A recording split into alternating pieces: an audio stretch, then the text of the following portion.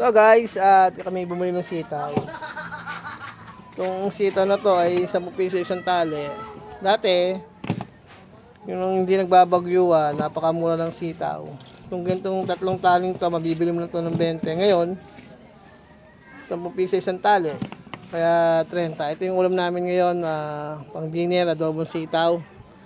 At napakamalang gulay ngayon dito sa lugar namin kasi nagdaan ng bagyo. Bagyong Emong, tsaka yung habagat. Kaya yung mga gulay, medyo naapektuhan. Kaya itong sitaw, sa isang taling to, 10 piso.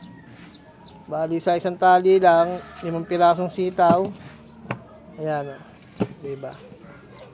Ang mahal na ng gulay, lalo na ng bigas. Diba? Eh, namili kami kanina sa Dali, kaya sinabay na namin itong sitaw.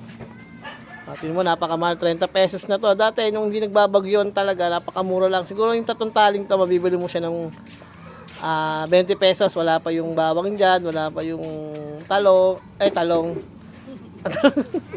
Toyo, tsaka sibuyas. Ilalagyan pa natin yan. And thank you. Maraming salamat. Ito yung ulam namin ngayon, adobong sitaw. Pag puro baboy, baka tayo ma-high blood.